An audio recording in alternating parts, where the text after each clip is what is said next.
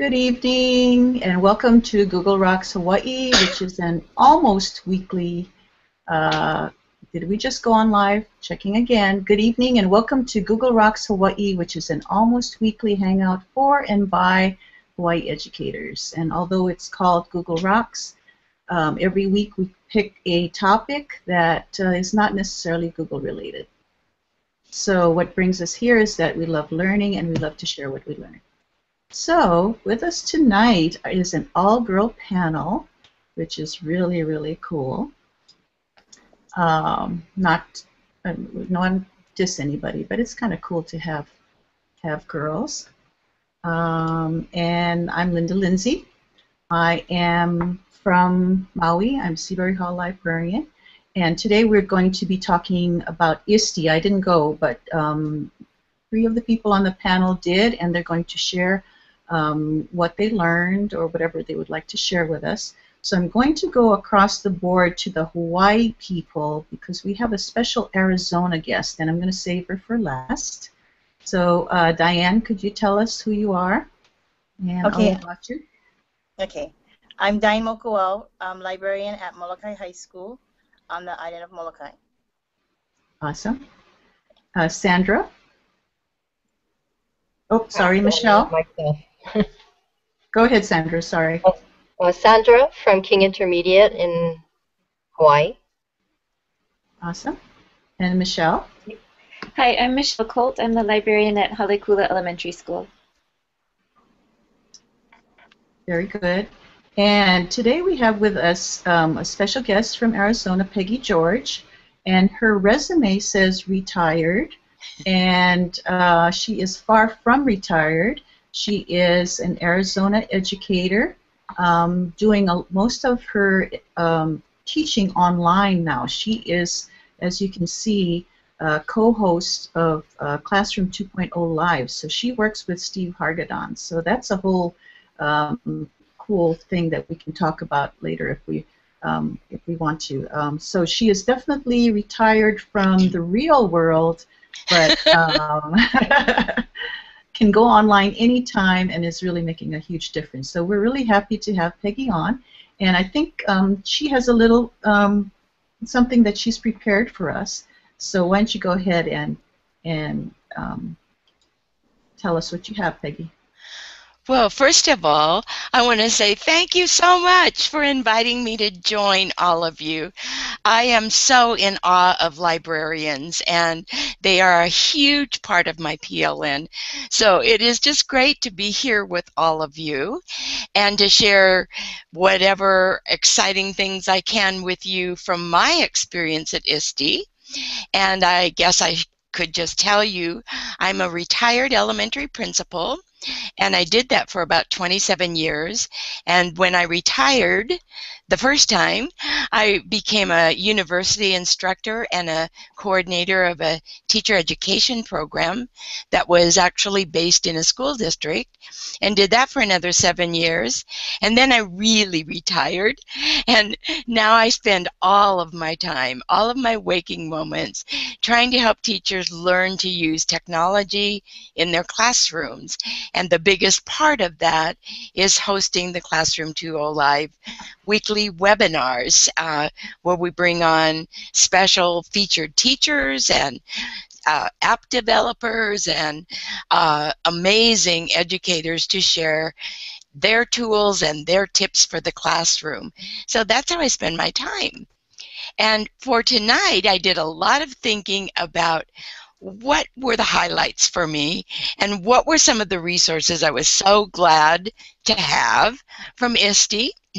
And I put them together in a Google Doc so that all of you will be able to have access to the links later, because it's kind of hard to share the links and talk about them. But how about if I share my first highlight, and then we'll just go down the row and let everybody take a turn at sharing their highlight, and we'll just keep going until we run out of time. How does that sound? Sounds terrific. All right. Well, you mentioned Steve Hargadon, and he is my most important mentor of all. our Classroom 2.0 live webinar has been going for 5 years, and I just finished our 212th webinar about 3 weeks ago. So we've produced a lot of them, and it all came about because of Steve Hargadon. And as you know, he is the founder of the Classroom 2.0 Ning, which started maybe 6 years ago. And it started, I mean, it probably started with 30,000 people. I think it's up to 100,000 now. And they're educators from around the world.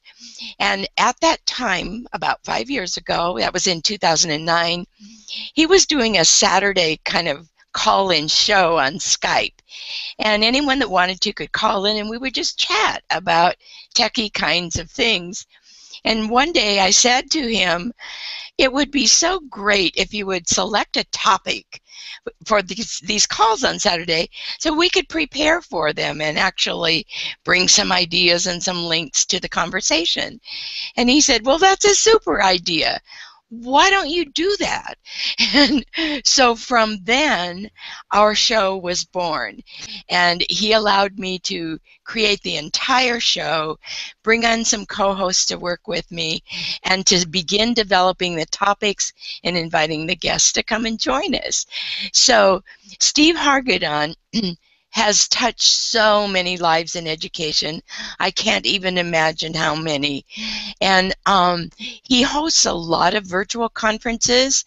And right now, there's a big one coming up the end of this week on Friday, Saturday, and Sunday that later I'll tell you about, because I would love to have you join us if you can. All of his conferences are free. And the Reform Symposium is the one that's coming up this weekend, and there are presenters from around the world, including some amazing student keynoters. So I know that you would love that. But Steve was also the organizer of the EduBlogger Con Unconference at ISTE. And the name has changed several times. This year and last year, it was called HackEducation. And it is a total unconference day that occurs the day before ISTE officially kicks off.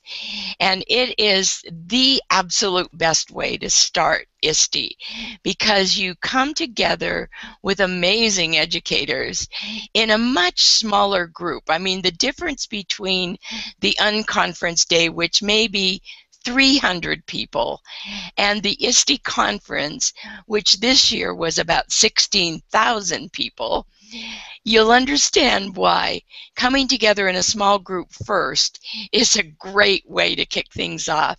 And it's a perfect way to meet up with people that you've been connecting with online all year long. And so that's how I started my conference. And I have a link in my document that is the actual wiki for HackEducation.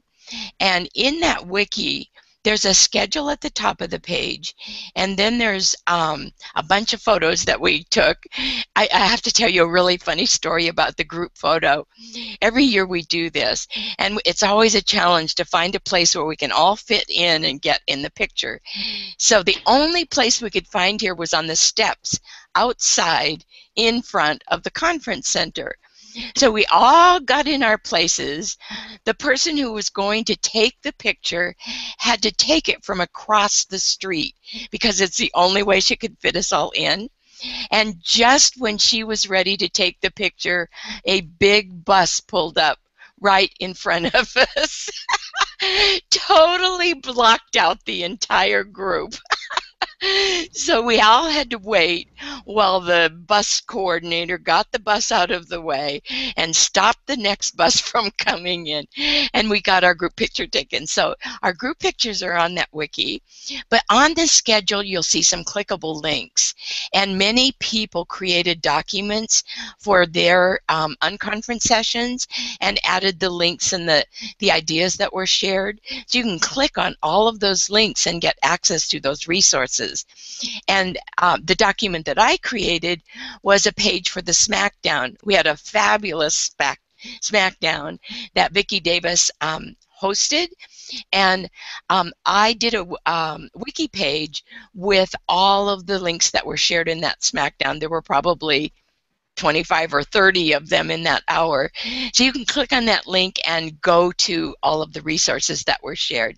So I strongly recommend that you check out ISTE Unplugged, the HackEd Day at ISTE. And if you ever get to go to ISTE again, be sure to plan to come a day early so you can participate in that. And with that, I'm going to turn it over to somebody else. Well, that's awesome. Now, did you say you're going to put it in the show notes, Peggy, the link to? It is. Okay. I put a document in there, so you have to click on the link to my document, and then you'll find all the other links. Okay, so let me tell everyone what the link to the show notes are, and they're pretty much the same every week, except the number changes. So it's bit.ly/gr40, because this is show number 40, notes. So it's bit.ly GR40 notes. And when we put the show notes on, we'll put it on the YouTube as well so people can access it. Great. So thank you for sharing that with us. That's awesome. I'm anxious to learn more about it. Okay, who wants to go next with sharing? I'll go next because Okay. actually it's so neat that Peggy brought up the HackEducation conference. Peggy, I loved that too, and I told my principal we have to get to ISTE in time for the HackEdCon, and there was kind of a confusion with our airline tickets. So, you know, we landed at 6:30 in the morning, we zoomed to the hotel, and then went straight to the HackEdCon without even sleeping, you know, coming from Hawaii. But it was so amazing, just like Peggy said, because, you know, you get to talk with other educators, like-minded educators, on the topics of your choice, and I learned so many great things. And in fact, Linda, what I wanted to share, I'm going to try to share my screen really quick. Let's see, is something, Moss Pike shared it at the, I'm going to try desktop, start screen share, at the HackEdCon, and he had been in a design class. Can you see my screen, the Design for Social Impact? Yes. You can. Okay. So Moss Pike was at the HackEd conference, and he led a session on design thinking. And I went to that one, and he shared some great things. But one thing he told us is try to get to the Museum of Design in Atlanta while you're here and see their exhibit on the design for social impact. And this was a really amazing exhibit. So you can see just barely here in the picture 3 people pushing this blue barrel. And this is one of the designs they talked about. People were trying to come up with a new way for people to carry water. And rather than carry it on their heads, somebody invented this rolling bucket. The bucket acts as the wheel, and anyway, you're able to carry, I think, double or triple the amount of water. And it just was so neat to walk through this museum and to see these different designs and to be thinking about design thinking and how we as educators can incorporate this into STEM projects. The other thing that MODA offers, and this was my, Linda, you know this is my new interest, they have workshops for kids about Minecraft. And so what these kids did is they researched, I think the day I was there, they were researching the Parthenon. And then they built it in Minecraft, and they printed it via the 3D printer. And they have a number of sessions for kids where each time they do that idea, they research something, create it in Minecraft, and then print it. And I loved this, and I'm thinking, now I have some new ideas of how I can link the Minecraft play we're doing in school and my 3D printer and just incorporating it in. So that was really incredible. I loved that. And sorry, I have one more thing I want to share. Moss also shared with us, let's see, where did it go? No, not this one. An educator used that design thinking and asked her students, she's in Austin, Texas, and she asked her students to redesign a zoo. They're second graders. So they went through the design process, and Linda, I have this linked in the show notes. So they divided, she says, into habitat teams, and they spent some time drawing and designing and researching. And ultimately what they did was create a presentation that they gave to parents, and I think also they invited the Austin Zoo to come and watch it. So I thought that's so incredible. And what was really neat is, you know, Moss was sharing this with us, but this educator wasn't at the HackEdCon right then. Her name is Isis. So I tweeted her, and immediately she tweeted me back the link I just shared with you. And that's one thing I really love about ISTE, are, you know, all of these kind of like bridges coming together and joining these ideas. So this is really neat. Yeah. Very cool. I love your. Okay, what stuck out in my mind, Michelle, is you have a 3D printer. I'm jealous. Oh. Yeah, well, I saw on Twitter that somebody had acquired one because in late November, or actually I saw it, Linda, in the Google Certified Teachers listserv, and somebody had won it from MakerBot and Donors Choose. So there was a time when you could put together a proposal, and MakerBot was giving to as many schools as they could. So we at Halikula were very fortunate to receive one. So that's exciting. But we're still kind of trying to figure out how to use it. That's awesome. Wow, congratulations. Neat. I see Rachel is here somewhere. I see her face. Rachel, are you here? Rachel Lau. Okay, maybe she'll come on soon. Let me look at the chat. Are you someone? Okay. Maybe she will come on. Rachel, if you can hear us, welcome. We are sharing, and so far Peggy has shared and Michelle has shared, and maybe by the time Diane is finished sharing, maybe you'll be able to share. Can't hear you, but maybe we'll see. And it's nice to see that, by the way, select a question and answer a question. And Tina is with us today. Tina Lopez. Thanks very much, Tina, for joining us. And I know Mike Watanabe was in the question and answer area. I'm hoping he's still watching. And we do have a couple other viewers, so that's really great. So, Diane, what was ISTE like for you? The workshop that I went to was Douglas Kian, I don't know, Kiane, and he's at Punahou. So I know probably you folks have heard him already, but I never heard him, and I went to see his one on Angry Birds to Minecraft or something. It's about gaming, and he was explaining how those are the good skills to have, you know, for life, life skills. So I'm still new to all of this stuff. The thing that kind of stuck with me was he does an inventory with all of his students at the beginning of the year, and to see what gaming personality they have. So the explorers, the things that you can wait. So there's four. I think there's 4 or 5, and then he puts on the scores, and so he has this up on the wall, or it's public, so everybody can see what all the students, what their scores are, so what percent they are each of these categories. And so, like the Explorer one, he said those are the ones that they love the exploring, they love the activity, they love it. They may not turn in their work, they just want to do it, doing it for doing its sake. So these are the students that you would tell them, oh, you know, in 2 weeks we're going to start this new unit. You know, I put some resources together. Can you go and see if there's any other ones that you can find? They love that kind of stuff. And the other one was Explorers. Shoot, what was the next one? Michelle, do you know what it is? I forget.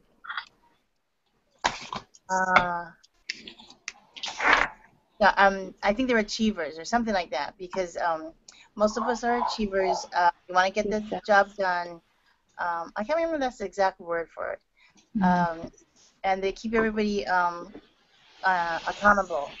Then there's the social ones that it's not so much the game, it's being with your friends. So they will continue doing things if they can have their friends. And then the last one is the killer, and that's the one who wants to defeat everybody. You know, the good thing is that this person thinks outside the box. They know how to get things done quickly. And so he said when he found one of his students had a high percentage of this, the second day he went to talk to the boy and said, you know, I have this server. We're trying to get all these things on top of it. You know, you really need to keep it secure. And the boy's like, oh, you know, to hack it, all you have to do is this. So he said, well, you know, can you be the person in charge of keeping it secure, making sure that, you know, nothing bad happens to it? So he's already brought all the students into him, and he said that because he has the scores and everything posted, everybody knows what everybody's sort of personality is. And so when a person acts in a certain way, they kind of understand why they're like that. So I thought that was like amazing, that I would want to do something like that to get the personalities of the students, and because it's all about the context. He made one more comment, was they thought they had and I can't remember if it's him or something, but they had a tree that they had these really terrible oranges. They just didn't taste good, and so they were going to cut the tree down, but they investigated it, and actually it was lemons. So then it was like, oh, these are really juicy, really sweet lemons, so it's the whole context. When you look at things in the different contexts, things you can really change your mind and your perceptions of things. Neat. And I see in our question and answer area, Shane Asselstein is with us. Yay, Shane, nice to see you. And he put in a link to the Bartle test, is what you're talking about? Does that sound familiar, Diane? Yeah, Bartle test. And then also Mike Watanabe, thanks for joining us, Mike, mentions that there's another link to Doug King's website. And we'll go ahead and put that in the show notes for people. So thanks for bringing that up, Diane. It's really cool. Yeah, there's a lot of interest definitely in games, in education and gaming. So it's very cool. And Shane also mentioned achievers, explorers, socializers, and killers. Okay, thank you. Different categories. Very helpful. And then I also wanted to mention Shane again earlier had said that he's jealous about the 3D printer, Michelle. Yeah, but you know, he's the one with the mad Minecraft skills, so I'm hoping that he can hook me up with some learning there. He can use my 3D printer. Ooh, you struck up a deal. Coolness. Hi, Rachel. Rachel is here. Rachel, hello. Hi there from Mokuhau. How are you? Okay, sorry I'm late. No problem. Glad to have you here. Your background looks a lot like Peggy's. I love all these people who love books. Awesome. So what we've been doing, Rachel, is we've been sharing. Peggy shared, then Michelle and Diane. I assume you went to ISTE, right? No, I didn't. So I was. Oh, you didn't? Oh, so you're an asker like me, a questioner. Great. Yes. Glad to have you here. I think this is Rachel's first time, correct? Yes. On our Hangout? Yes. Neat. Could you tell us a little bit about yourself, Rachel? Sure. I teach 8th grade social studies. I'm also the team leader for our team, and sometimes in the summer I'm at Mokuhau. We call them curriculum resource teachers, so we connect technology to curriculum. So I guess that's Neat. Yeah. Very good. Okay. Anything else that anyone else wants to share? I know there was so much at ISTE. How did everyone feel about getting around? Was that okay?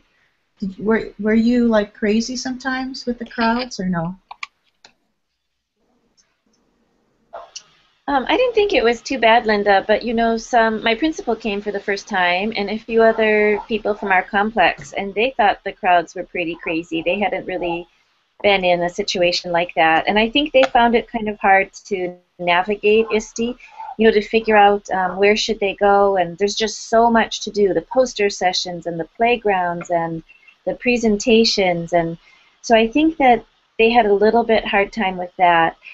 My one friend who went for the first time, she perused the mobile app and she read through it and she read about sessions, so I think she had determined some things ahead of time that she wanted to do, and she also went in with specific questions. She's a learning coach at our school, and I think that just having some goals in mind helped her choose her sessions that she attended. I think that it really helps to have a plan when you go to ISTE, especially the first time. That convention center, and I've gone to ISTE for 10 years now, and so I've been to all of the towns at least twice, and this was my second time in Atlanta. That convention center is the biggest, most complex convention center of all of them. And I personally have a problem getting around, so I can't walk the conference and the distances that are there. So I always rent a motor scooter while I'm there so I can get to the different sessions. And if you think it's hard walking around that conference, you ought to try scooting around that conference. The great thing about it is you always have a seat. That is an advantage, you know. But I could not have gotten to all of these things if I hadn't had that. And I could go straight from my hotel into the conference center and then all around the conference center. But I had a plan when I went there, and even though you don't follow it exactly, knowing what's important to you makes it more likely that you'll be able to do it. So even though I used the ISTE app and I found it very helpful, and I used my favorites and kind of bookmarked some things on the app way before I went to the conference, what was the biggest help to me was to use Evernote. And what I did was copy and paste all of the sessions, the names of the presenters, the locations, and used it to take notes during the conference. So I could access that whether I was on my iPad, my iPhone, my laptop, whatever I had. It was there and immediately available to me. And I could upload the links that they were sharing, and it was just a huge help. So I think it's a really good idea to at least have some ideas in mind before you go about things you really do want to do, and to be sure to participate in some of the social events too, because those are just such a great way to connect and make and build relationships with people that maybe you only know online. I actually went to the karaoke, the EdTech karaoke night. Did you any of you get to do that? That was so much fun. It was people packed in there, but they got up there and they sang their karaoke, and there was lots of dancing and jumping around and stuff, and that was just a really fun night to see people in a different context and just to enjoy being around them. So I just wanted to add that about my experience getting around ISTE. And I also, for those of you that weren't at ISTE, I'm curious if any of you were taking advantage of the NOTAtISTE hashtag. Did you? Good for you. I put several links in my document about NOTAtISTE because I followed that too. Now, I don't know how many of you might use TweetDeck to follow tweets in various ways, but I learned right before the conference that you can make combined hashtags in one column. So if you wanted to put together ISTE 14, hashtag ISTE 14, and hashtag NOTAtISTE into one column, then you could see all the tweets coming through at one time without having to, go to another column. So that's what I did. And there were also a lot of people using ISTE 14, rather than 2014. So you might have missed tweets if you were just using the single hashtag. But I got there Thursday night, and one of the most fun things I did to start the conference was two guys and some iPads did a regular show that night from ISTE, and it was all about preparing for ISTE and tips and things about packing and all that kind of stuff. And I was already there, but I tuned into their Google Hangout, and it was so much fun. So you never know where you're going to find either great people or great resources before, during, and after, like this group right here. Yes, So, that's awesome. somebody else's turn. Well, I wanted to mention that my friend Susan Grigsby is the one who won that karaoke. And her YouTube song was awesome. Shot from the Heart, I think it's called. She was terrific. You can probably get it on YouTube. She was awesome. And then the NOTAtISTE group, I know Michael Fricano, who usually comes on with us, did a lot with that. So I've asked him if he can come on maybe next week. He's in New Hampshire this week at a conference, so maybe he'll come next week and talk about that whole big group. They had badges, they had all kinds of things. So yeah, I agree with you, Peggy. Lots going on before, during, and after. Yeah, the NOTAtISTE, they were kind of crazy with that. It was pretty fun. Yeah, that was cute. Any other comments? Any surprises at ISTE? Surprises? Either good or bad? I have a surprise, but I don't want to dominate things. So, but I would love to share this because it really was a surprise for me. Jeff Bradbury, who is at TeacherCast on Twitter, was hosting a daily session, and one of his big motivations for doing it was to broadcast things live from ISTE for the people who weren't at ISTE. And he did it every morning from 9 to 12 in a corner of Bloggers Cafe.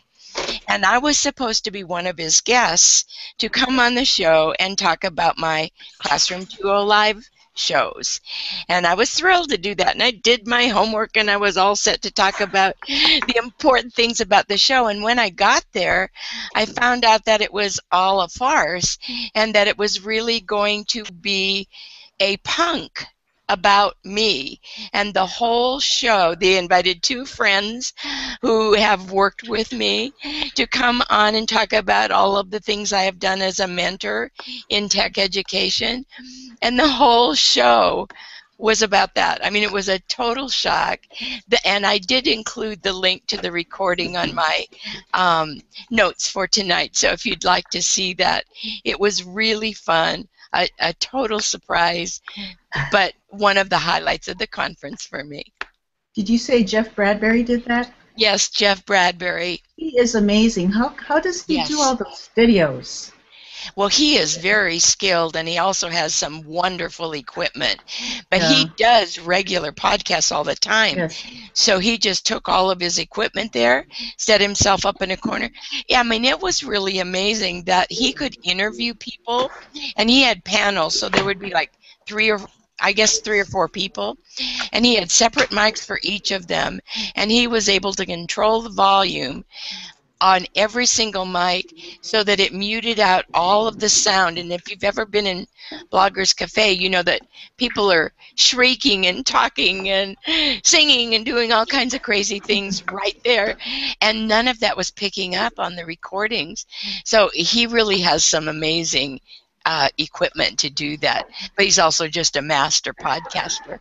He is. He actually was in my Google Teacher Academy cohort in New York, so I got to talk with him, and now he has triplets. He does? Yeah, it's quite amazing. They've changed his life. He's absolutely an amazing fellow. So Rachel has been chatting about how she loves Twitter, so you want to say that in person, Rachel? Oh, sure. I use Twitter a lot, and I'll follow conferences anytime there's one going on the mainland, and I just lurk and follow what people are saying and then steal their stuff. So. You're supposed to steal their stuff. That's why they're sharing it. Exactly. Yeah. That's awesome. Yes, I agree that Twitter and social media in general is a good place. And I know Peggy for sure is a believer because she's, as she said earlier, always online and teaching about tech. So really fantastic. I had a question. Yes, Did Rachel. anybody see the 81-, the new back channel application? I heard it mentioned somewhere. Is it Yeah, good? it sounds familiar, but I don't think that I've used it yet. Yeah, I saw it. Somebody posted it from ISTE, and so I've been playing with it a little bit, but it seems more complicated. So I think the thing that looks good is that you can lock the classroom when you have a conversation going, because we had a problem with students when we used Today's Meet, where a student would jump out and change their name and jump back in and then make comments as somebody else, mostly silly stuff, but one of my teachers stopped using it because of that. And so what seems to be possible with 81- is that you can lock it so that they can't jump in and out, but I'm trying to figure that out now. So, but it has a lot of other features, things like a way to keep notes while you're having conversations. You can upload documents, so if you want to share something with somebody. So it could be kind of interesting. Yeah, that's something to talk about. There was another back channel. There's so many that go down the pike, I can't remember, but a lot of different. I noticed that certain apps have different variations. You know, people try different ones, so it's hard to determine which one's better than the other. And I usually just wait till everybody figures it out. Yes. And posts about it, or says, you know, or I look at, you know, if the app is on the Chrome Web Store, for instance, I always look at the reviews to see what they say. I'm one of those. I rarely will dig in to an app before anyone else has. I usually take people's word for it, or you know, take their suggestions. But that'd be definitely something to look at. And you know, that was shared at the SmackDown. So if you click on Peggy's link and then click on the SmackDown, it's one of the resources that was shared that day. So I'm glad you brought that one up, Rachel. Yeah. Good. What was the weather like in Atlanta? Not hot, I heard. Or was it? I heard it rained. It wasn't as hot as I expected it to be. You know, I had heard how hot it would be and so humid, but it really wasn't that bad. And then it did. One day it just poured, and thunder and lightning, and I realized I've forgotten what those mainland storms can be like. It seemed different than our Hawaii weather. They're very close to the ground, yeah? Very close. Yeah. Peggy says she thought it was hot and humid. Oh. You can speak, it Peggy. wasn't. It's okay. I don't want to be the only one dominating this conversation. Oh, no. I'm so excited to be sharing with you, and I keep thinking of things in response to things that you're talking about. And I know you mentioned earlier, as we were talking about NOTAtISTE, that Craig Yen did a number of things to support that whole effort. I mean, it was the best ever this year. And since ISTE, and I've included this link on my document, he's been compiling blog posts that are all about ISTE. So it's hard to find all those in one place. You know, you randomly see them coming through Twitter and things like that. But he has a link. It's actually a list of all of the blog posts, and I don't know if you've ever used Listly, but it is an amazing tool, and it's a crowdsourced document. So it's list.ly, and his link is on my document, so you can actually go to that one. But anyone can add links to it. And it's so easy. All you do is put in the URL, and it populates a very brief description with an image. And so it's a great visual document that shows you all the resources, and you can have as many listleys as you want and organize them by topics. Shelley Terrell is the first one that got me using Listly, because whenever she does, well, she does weekly webinars for the TESOL community, and whenever she does them, she prepares a Listly for every one of them. So she might share 20 links in a webinar where she's talking about, say, digital storytelling, and then she'll have an entire Listly of all the resources that she shared. So it's a great tool for not only sharing, but especially the crowdsourcing part. So anyone can add to it, and it becomes a really valuable document. I tend to use LiveBinders for my resource collection. We create a LiveBinder for every single one of our shows, and we might have 50 links in a LiveBinder.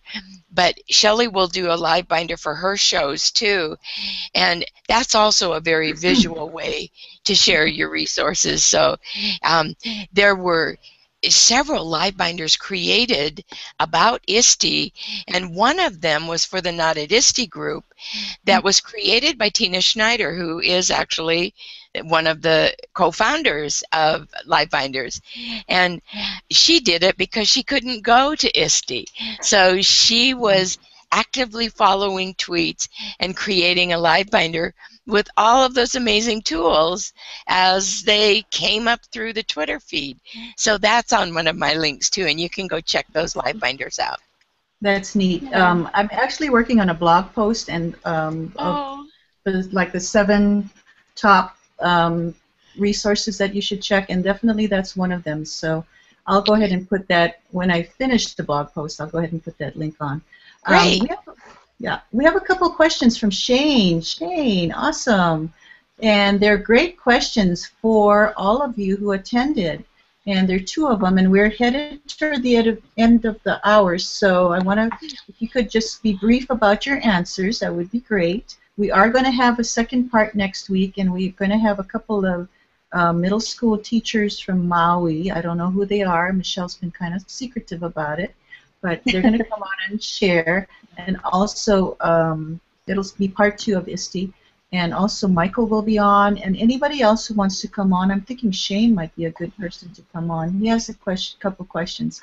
So it won't be the end for today. So if we don't get to both of these, Shane, we'll definitely answer them next week. So I'm going to select one of them, and this one is, the question is, which sessions did you find left you with something you could bring back and use immediately?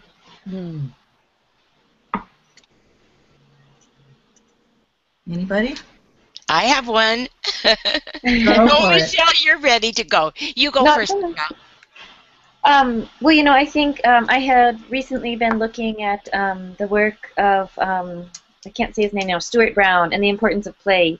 And it seemed that one thing that came up at ISTE a lot was how important play is in learning, and even that constructivist theory and the maker movement that you learn through play. And the second keynote by Kevin Carroll really touched my heart, and I loved that session. And he said play is as important as eating and sleeping. And so, you know, as I was listening to this, the thing that I want to work on as soon as I go back to school, and actually we've already started, is how can we incorporate play not just for our students, but actually for our teachers. So I wanted to look at how we could turn professional development into playful learning and personalized. And actually Edutopia had an article about that exactly, about how PD should be playful. And I put that in the link. So I guess that's one thing I'm mulling over right now.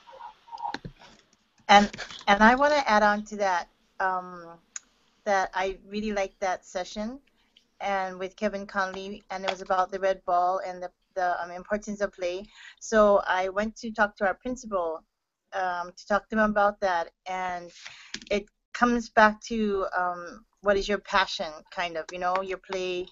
And then for me, it kind of went to senior project, because we're trying to make it from 9th grade up, so that all the skills are scaffolded into it.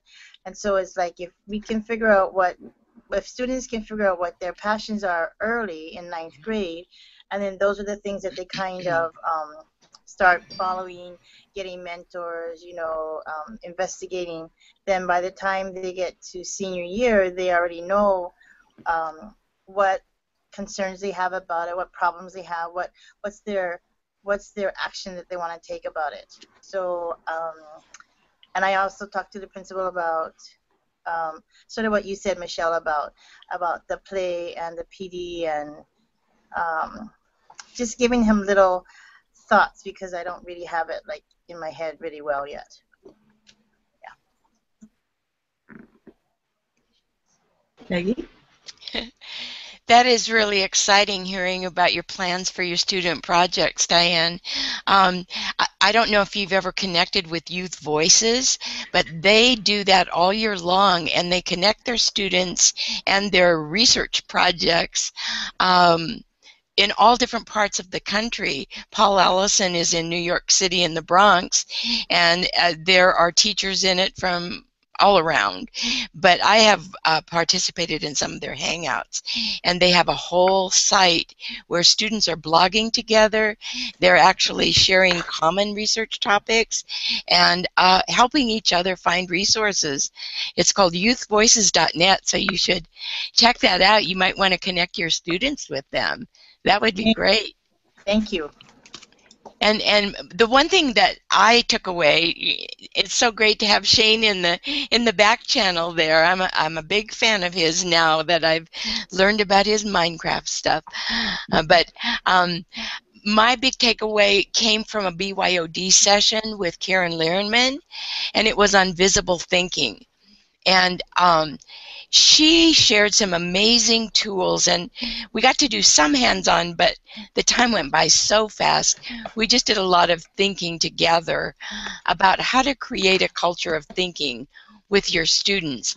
And she provided us with an entire document of all of the links and all of the tools that we could be using with students to help create that culture. And she called it Tools for Quality Questioning and Formative Assessment. And she said that visible thinking isn't always visible. And what she was getting at was it can be audio, and they can be using those apps to add their voice to their project in a number of different ways. And so she really stretched our thinking, encouraged connectedness in so many ways, and then gave us the tools to do that. So I would encourage you to take a look at that document and check out some of her links. And you put that in your document, correct? It's in my document. Awesome. Very good. Okay, great answers. Okay, and the other question by Shane. Very thoughtful questions, Shane. Really appreciate you giving us a little direction. It's pretty cool. So Shane's question is, so what was the main message that each of you took away from ISTE this year?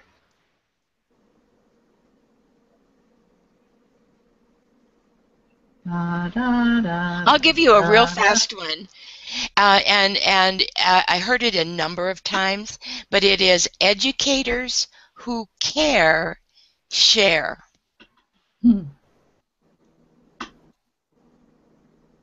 Very good. Short, sweet, and to the point, and nailed it. How about you, Michelle?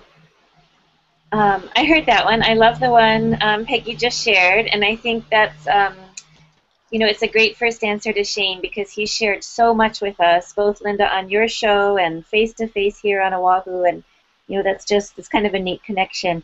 I guess the other, besides the play, make time for play, the other thing I heard when I went to a number of sessions was to give your students a voice, and I'm not saying it exactly the right way, but I heard some great Ignite talks where they emphasize the importance of that, of just turning the learning back to your students. And I think that that gives them ownership, and it lets you also as an educator, kind of like what Diane's talking about with her senior project and helping kids develop and share their passions, it lets you get to know your students too. So I think more and more I want to look at that. How can I let the students share or bring their passions into the projects that we're doing? And so I want to connect onto Michelle again. One for me was communication. We had a really good session with the librarian, I forget her name, about Jennifer. being Yeah, Jennifer Lagarde. yes, thank you.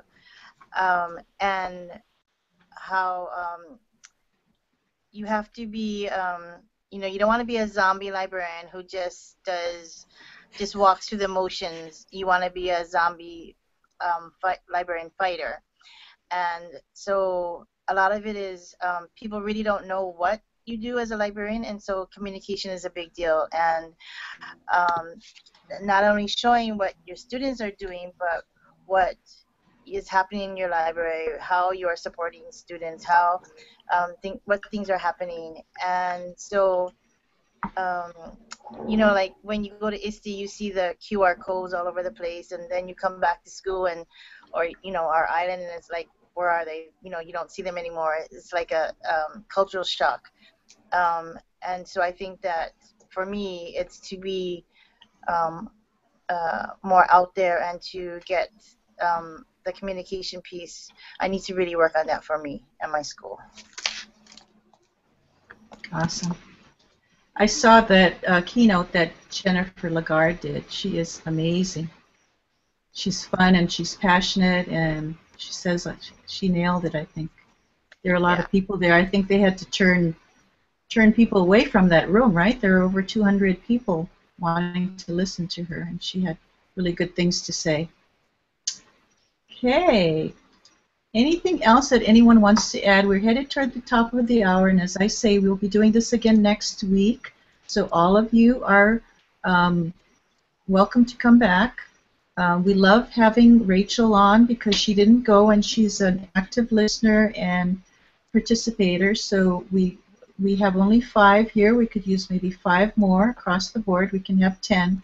We just love having people on with us. So next week, as I say, we'll have a couple other people, 3 other people that will be sharing more. So if you are viewing and you would like to be on the panel, let me know, because when you say yes, by the way, to the event I'm going to watch, that doesn't mean you'll get invited.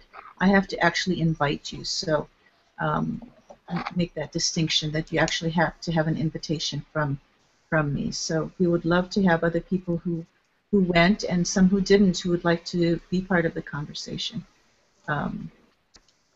Anybody else? Any parting thoughts?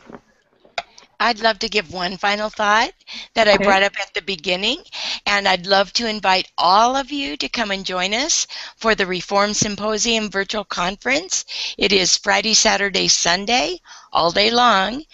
Amazing keynote speakers, including a student, and I believe he's a high school student, but he might even be middle school, talking about Minecraft. It is going to be fantastic. And it's at reformsymposium.com. You can get the schedule. You can see all of the presentations and keynotes. Dean Sharesky is the opening keynote, and Kevin Honeycutt is the closing keynote. It's going to be terrific. So join us. Awesome. Okay, anybody else have anything to announce coming up? We should make this part of the show. Any interesting things coming up you want to share? Well, next week we're going to be sharing again, so tune in. It was great to have all the question and answers this time. Really love it. I wanted to mention Tina Lopez, who's been watching. Really appreciate you coming in. And she, I think, had replied to Rachel's comment about liking loving Twitter, and she said, I did too. I think she followed ISTE, that's what it was. And also there was another question or a comment by Shane that it's a deal, Michelle, about the 3D printer. So, yes, so that is happening there, and I'll be anxious to see what's happening. Alrighty, so thank you so much, everyone, for coming. We're going to sign off. You're welcome to stay. We'll usually do a little debriefing afterwards. You're welcome to stay. Thank you especially to Peggy, who is in Arizona and is not retired, even though her descriptions say she is. And I love that she has the grandma in her description, because I do too, so we're kind of kindred spirits that way. And thank you so much for coming on, Peggy. And of course, Michelle and Diane, we haven't seen for a long time. Thank you. Come again, Diane. Don't be a stranger. And Rachel, definitely love having you on. Come again. So maybe next week we'll continue to share. So without further ado, we'll say aloha for now. Great show. And we'll see you next week with part 2 and more sharing. Lots of sharing. So take care, everyone. Adios. Hasta la vista.